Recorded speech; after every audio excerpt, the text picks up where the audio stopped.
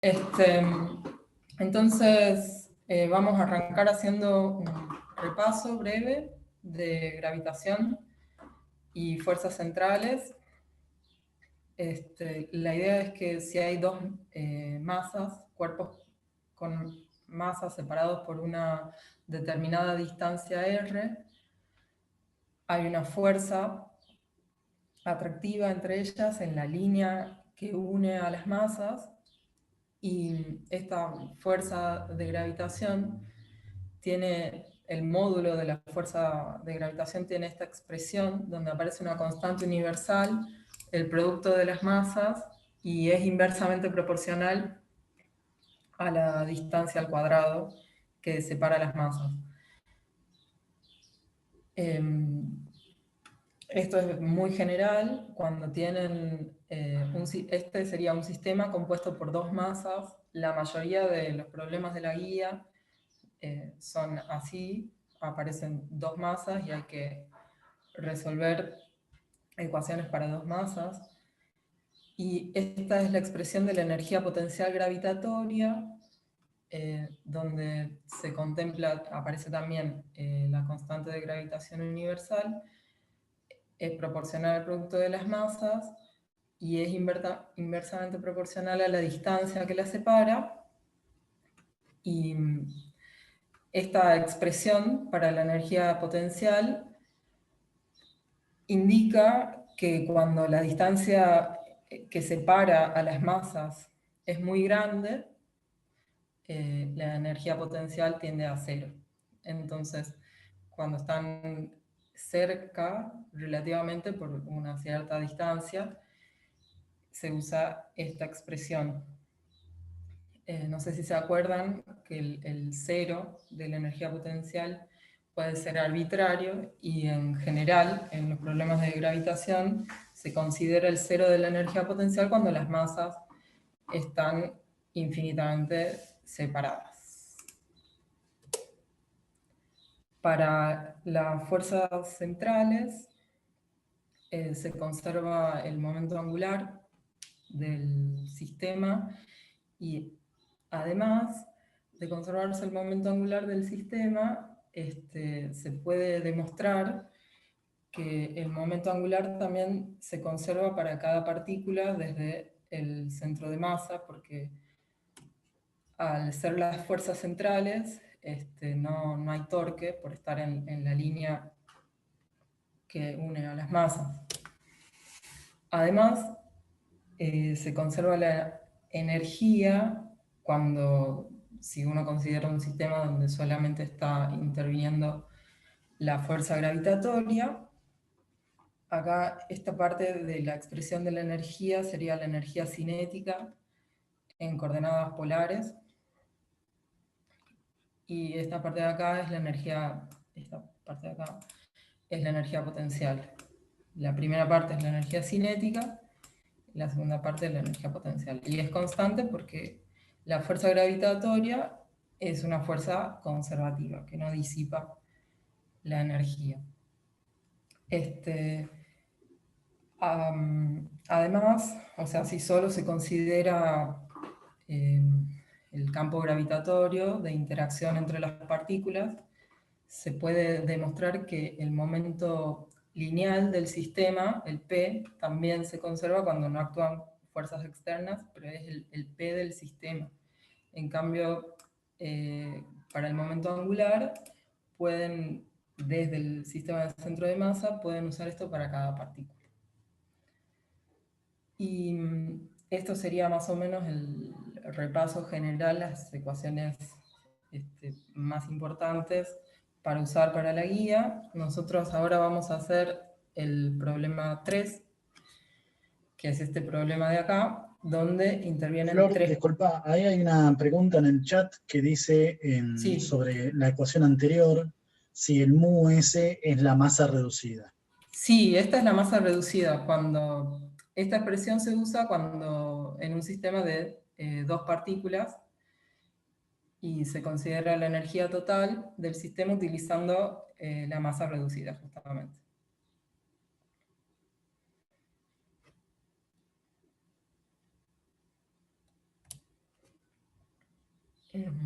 Bueno, paso al problema entonces. Dice que están estas dos partículas de masa M1 y M2 que están fijas en el espacio y que están separadas entre sí por una distancia d, y que hay una tercera partícula de masa m que es libre de moverse por un tubo carente de rozamiento que se halla sobre la mediatriz del segmento determinado por ambas masas.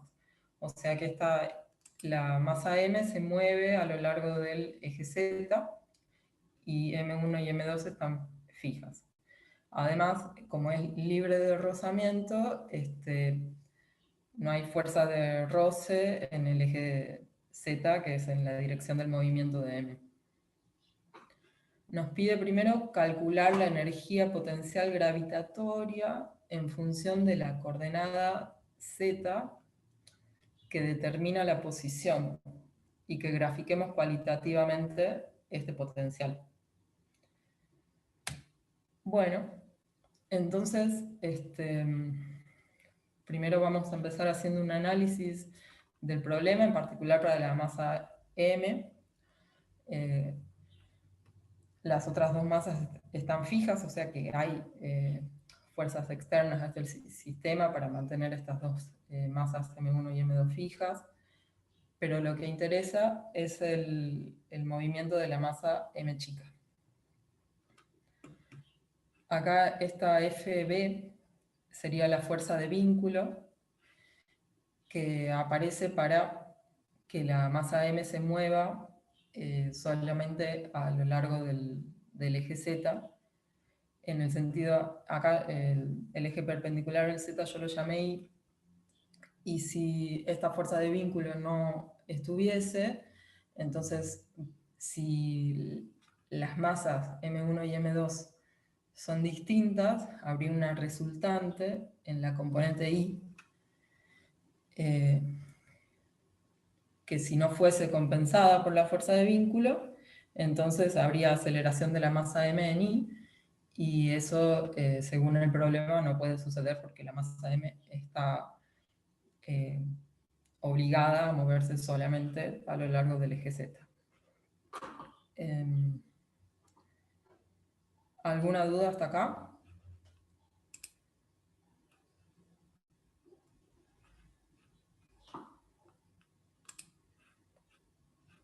Bueno, yo sigo sin Sí, poder... ahí yo te leo, dice Dale, gracias. Julieta, no, por favor. Julieta pregunta si el sentido de la fuerza de vínculo es arbitrario. Claro, o sea, es arbitrario. Sería, vos podés, acá en este caso yo empecé a resolver el problema suponiendo que M2 es más grande que M1, entonces la componente I de la fuerza gravitatoria que ejerce la masa 2 sobre M es mayor que la componente I que ejerce la masa 1 sobre M. Vos podés empezar a resolver el problema de otra manera, diciendo, no, en realidad yo creo que M1 es más grande que M2. O sea, el problema no te dice nada con respecto a las relaciones de las masas.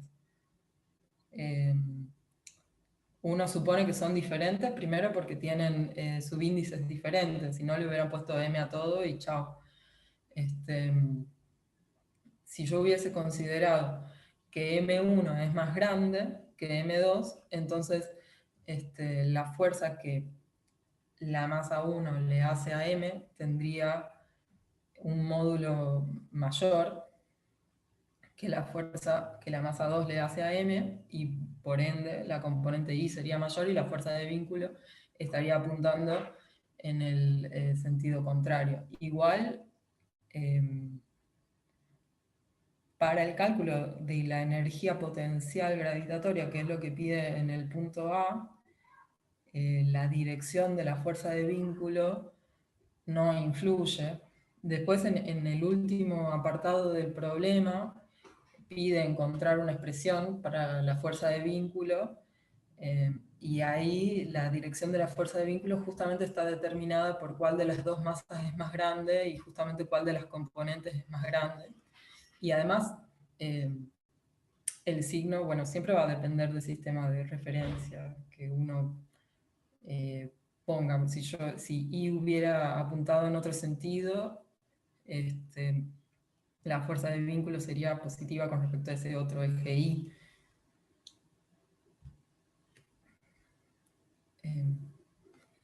Así que bueno, continúo. Entonces, acá está el diagrama de cuerpo libre de la masa M. Sí, arbitrario, o sea, suponiendo que M2 es mayor que M1. Y para calcular la energía potencial gravitatoria del sistema, no sé si se acuerdan el primer término de acá, si yo tuviese solamente las masas M1 y M2, que acá me parece que M1 sí, van con mayúscula, perdón. M1 y M2 sería solamente esta primera parte, el primer término, los otros no aparecerían.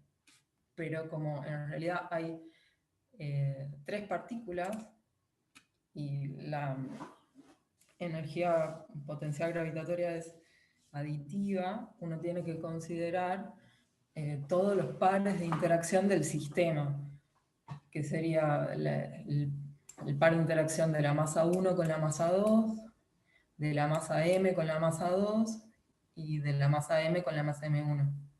Y ya está, porque en el sistema hay tres partículas. Pero si tuvieran más partículas, tendrían además más términos. Y bueno, acá D es la distancia que separa a las masas de M1 y M2. Esta es la distancia que separa a las masas M y M2, que es la misma que separa a las masas M y M1. Y como nos pide graficar, bueno, por ahí, o sea, yo sé que hay programas para graficar y capaz pueden poner la ecuación y grafican y chau y nada más, pero tiene sentido por ahí hacer un análisis también a ver si tiene sentido los gráficos, si los entendemos. Entonces, yo estoy muy acostumbrada a hacer este tipo de análisis porque cuando yo estudiaba, digamos, en la facultad no existían esos, que uno ponía en internet la función y lo graficaba, entonces siempre era esta la manera.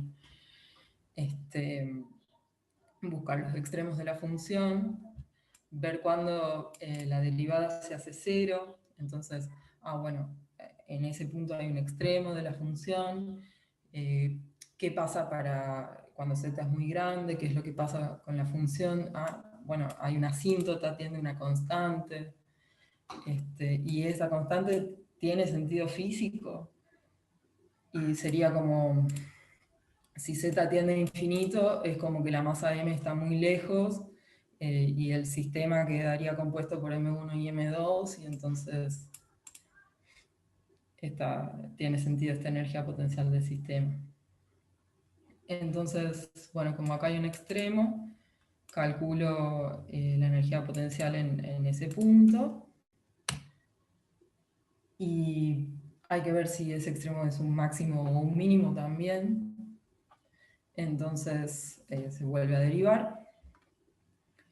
Y con el signo de la segunda derivada se encuentra que ese extremo se trata de un mínimo, entonces estamos más o menos listos para hacer lo que dice el problema, que es graficar cualitativamente el potencial en función de z.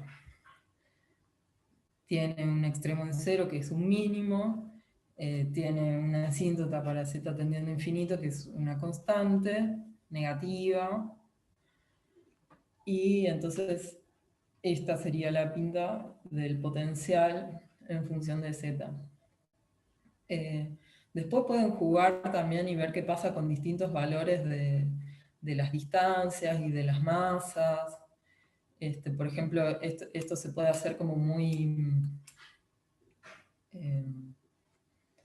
como un pozo muy agudo, si van variando las constantes. Esto acá es para un valor en particular que tiene esta pinta, pero si D es muy chiquito, pasan cosas diferentes, entonces, como el problema no especifica nada de eso, pueden probar con distintos valores y ver qué pasa. Es divertido.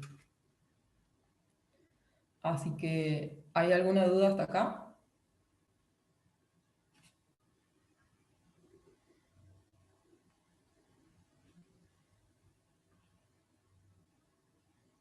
No, no. Bueno, seguimos entonces. Después dice determinar la posición de equilibrio indicando si corresponde a un equilibrio estable o inestable. Bueno, la fuerza gravitatoria deriva del potencial, es la derivada menos la derivada de U con respecto a R o a Z, en este caso, si estamos investigando a la masa M, que es lo que sucede en la masa M. Y la posición de equilibrio está en este extremo que encontramos para el potencial, porque si lo derivamos y es cero, entonces la fuerza en ese punto también vale cero. Y acá es un poco más general, la sumatoria de fuerzas es nula, esto por condiciones del problema. O sea, una cosa es que encontremos que la sumatoria en Z sea nula, pero vieron en el gráfico que hice, si solamente estuvieran las fuerzas gravitatorias y no existiera el vínculo, habría una componente I y la sumatoria de fuerzas en I no sería nula. Pero en este caso, como está el tubo que restringe el movimiento de M, la sumatoria de fuerzas en todas las direcciones es nula, entonces es una posición de equilibrio.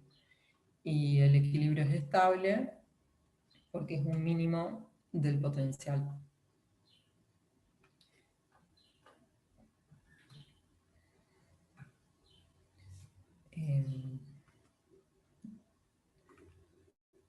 Después nos pide encontrar la frecuencia angular de oscilación para pequeños apartamientos de la masa M de su posición de equilibrio. Entonces, Ahí tenés una pregunta, Flor, que dice, Patricio pregunta si con justificarlo con el gráfico alcanza. ¿y por qué no alcanzaría? ¿Qué te imaginas? O sea, ¿de qué otra manera lo justificaría?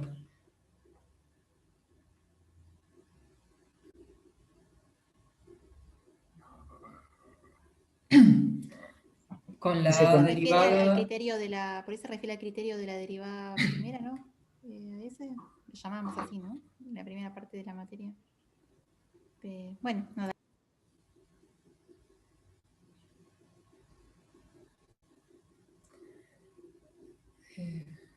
¿Cómo? ¿Con la derivada de la fuerza?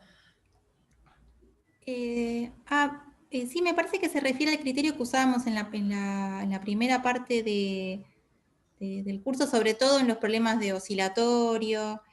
Claro, está En bien mi lo opinión, no sé que... qué dirá Nico, pero para mí son dos formas. No sé vos qué decís, Nico. Son Son dos dos formas formas de llegar a... complementarias. Son dos formas complementarias. Fíjense que el gráfico es muy completo. Digo, para graficar hay que conocer la derivada. Entonces, son dos formas complementarias. Pueden justificarlo con el gráfico o con la derivada de las fuerzas, digamos, de la suma de fuerzas. Les voy a recomendar que lo hagan con la derivada de las fuerzas, por una cuestión de que quizás si no lo hicieron por ese lado, el gráfico puede llegar a estar mal, pero digamos, a nivel parcial, las dos formas están bien y son complementarias.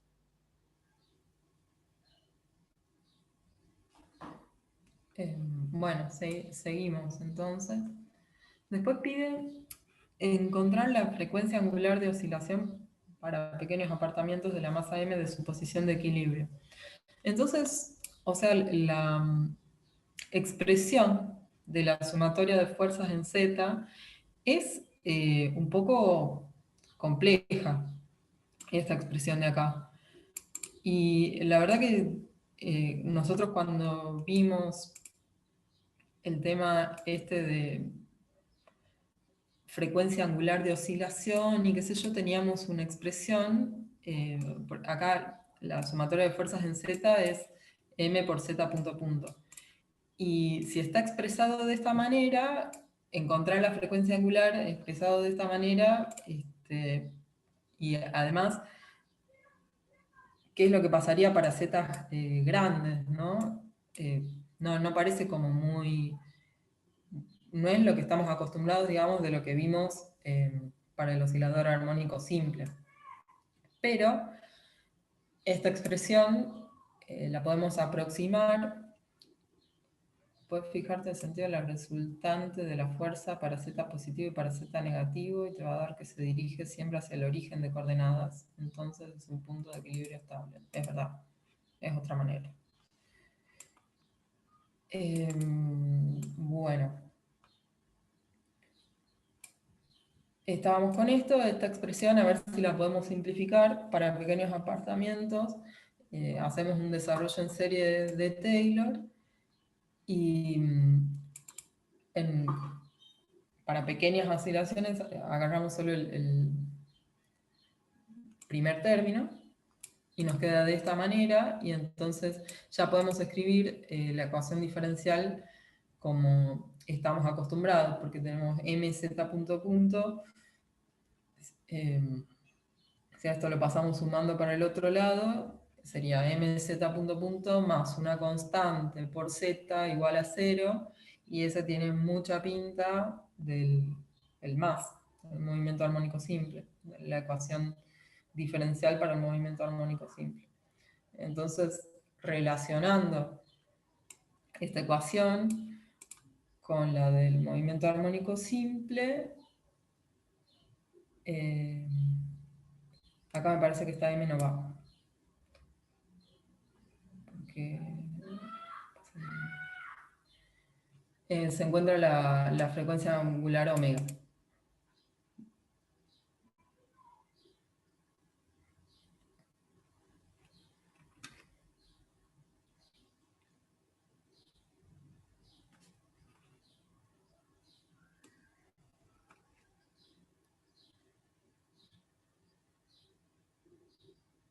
Sí, sí, se escuchan pajaritos de fondo. Y yo no les muestro el video para que no envidien, pero sí. Después dice calcular la fuerza que ejerce el tubo sobre la masa. M1 más M2, sí, acá M1 más M2. Acá va M1 más M2. O sea, la idea es que este término sobre esto sería omega cuadrado.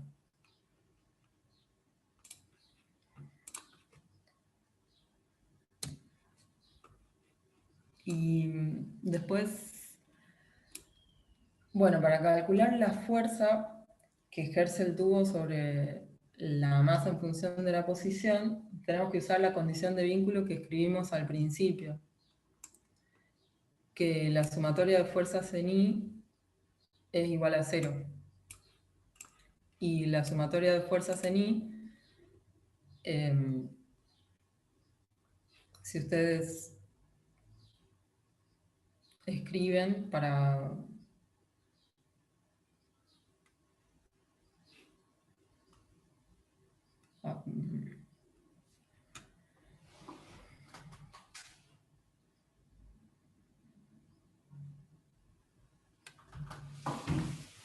Un minuto, ¿eh?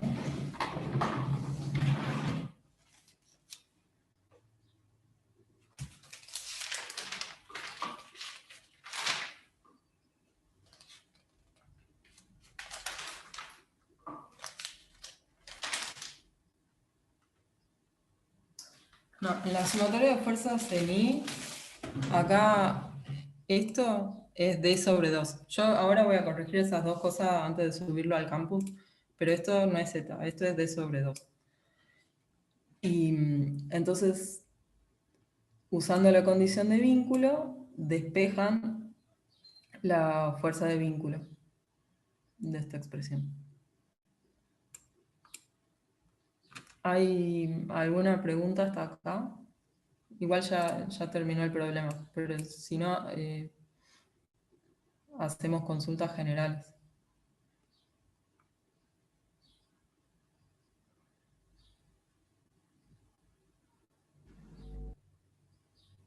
Claro, sí, sí. Por eso es el cateto adyacente sobre la hipotenusa, por eso va D sobre 2. Una consulta. Sí. El momento lineal habías dicho que no se conservaba porque por las fuerzas de vínculo que hacen que M2 y M1 se queden fijas, ¿no? En realidad, cuando hablé de la conservación del impulso lineal, todavía no me había puesto a resolver el problema, como que hablé un poco como en general. Y acá en particular, si querés analizar la conservación, la sumatoria de fuerzas, una por vez. Si acá querés ver la conservación del P del sistema,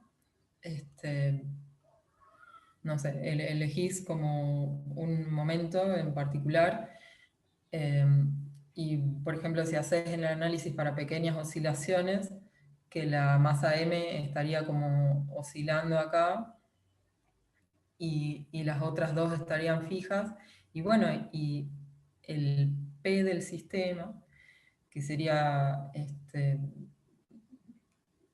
si lo ves desde el laboratorio, por ejemplo, vos decís, estás en un sistema que lo consideras inercial como fuera de este sistema y decís, bueno, a ver, quiero ver qué pasa con el P de este sistema, y vos ves que el P de la masa M está variando todo el tiempo porque está oscilando todo el tiempo, ¿no? Entonces no es constante. Claro, perfecto, gracias. La sumatoria de fuerzas sacaste factores comunes, por eso te queda así, ¿no? Claro, o sea, hice primero, serían dos términos, ¿no? Uno que contempla la interacción de M2 con M, un término. Después otro que contempla la interacción de M1 con M, otro término. Pero como esto, y acá con D sobre 2, está en común para las dos, y como también G y M, sí, saqué factor común y les debería quedar una expresión del estilo.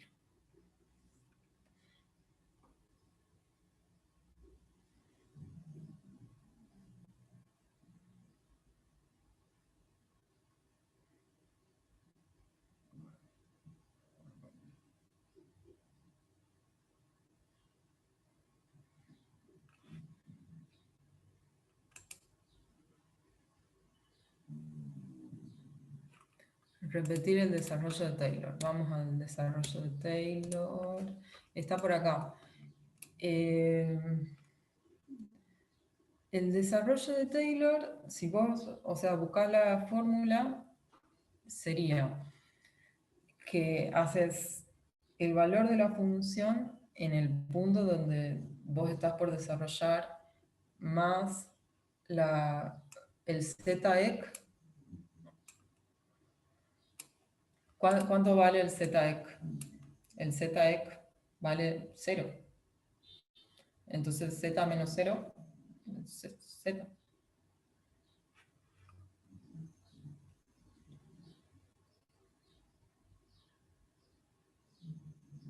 que es este de acá.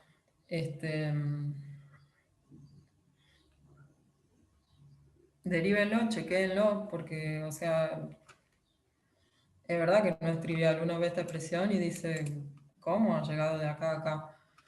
Pero, bueno, si hacen la derivada de este cociente, eh, después la derivada hay que particularizarla también, ¿no? Y multiplicar por ese z menos 0, y les queda de esta manera.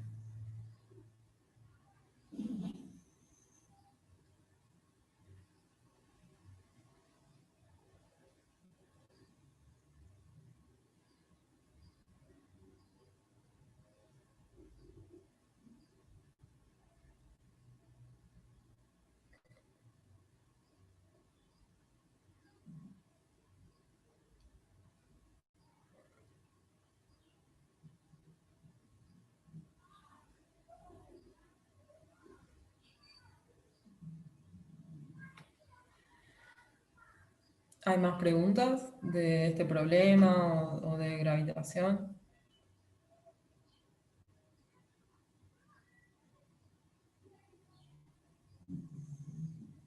Oh, profe, tengo una pregunta. Dale.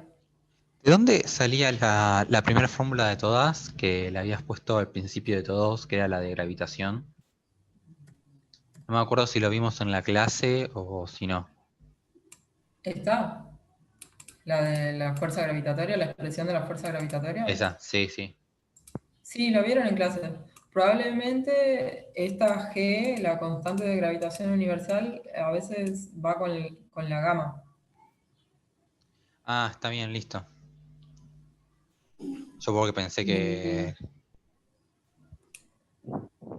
porque no me acordaba. Sí, y además, o sea, fíjate que acá yo escribí el módulo nada más, porque depende el sistema de referencia que le pongas, de dónde te parás, si te parás en M1, este, si te por ejemplo, ¿no? Si pones un sistema centrado en M1, entonces acá iría un signo menos, por ejemplo, y un versor radial unitario multiplicando, ¿no? Sí, sí.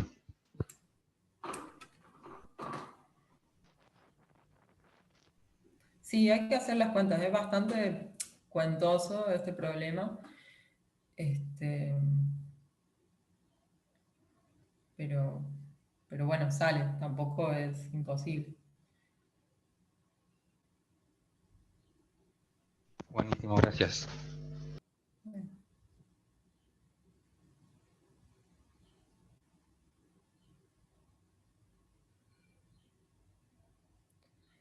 El inciso D, A, B, C, D.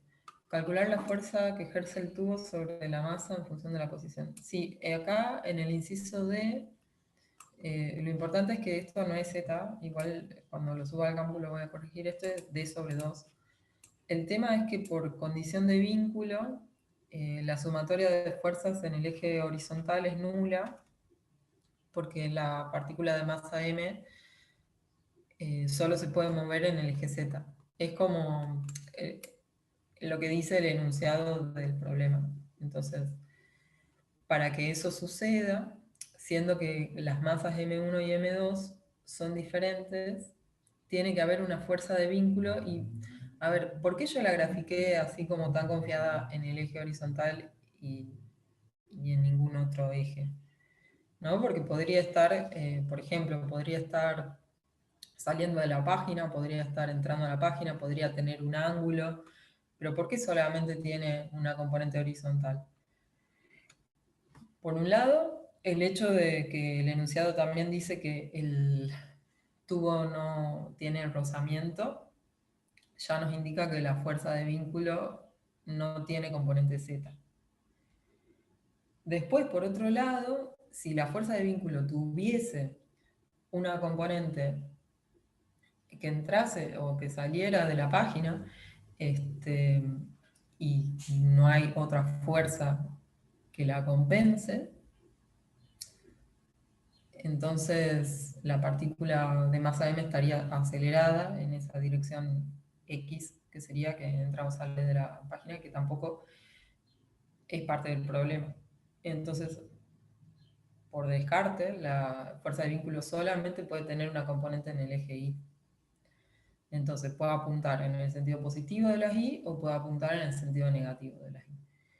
El hecho de que en este caso está apuntando en el sentido negativo de las Y es porque consideré que la masa M2 es mayor que la masa M1 y por ende la fuerza gravitatoria que la masa 2 le hace a la masa M tiene un módulo mayor y tiene una componente más grande en el eje Y, entonces la fuerza de vínculo está para compensar esa componente de manera que la sumatoria de fuerzas en Y sea cero, porque si no fuese así, la partícula de masa m se estaría moviendo en el eje horizontal y eso no pasa.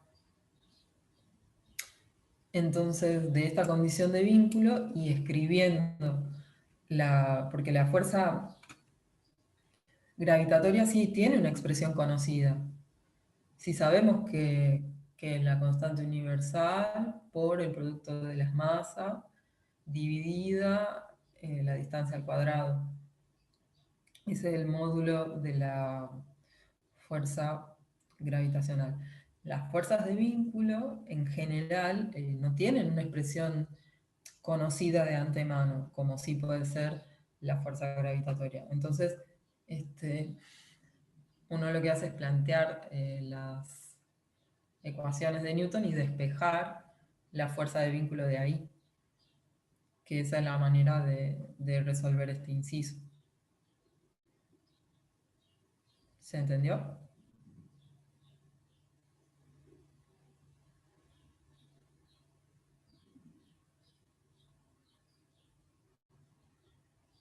Ok.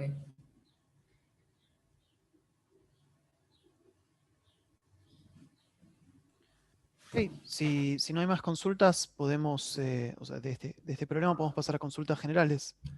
¿Vos querés decir algo más, Flor? No, ya está. Impecable. ¿Les parece bien? ¿Quieren ir directo a consultas o quieren un descanso de 5 minutos? Los leo en el chat. Ok, bueno, entonces arrancamos las consultas a las 8 en punto. Ok, así hacemos bastante tiempo de consultas hoy. Pueden ir juntando las consultas que tienen. Hoy no, hoy vamos a hacer una clase más corta y vamos a aprovechar para tener varias consultas más particulares. Quizás nos podemos dividir en grupitos chiquitos y resolver algunos problemas que tengan dudas y demás, sobre todo de la primera parte de la materia. Si hay gente que tiene dudas de la primera parte de la materia que tiene que recuperar, podemos hacer un breakout room para eso en particular. Les recomiendo igual que no se queden atrás con la segunda parte.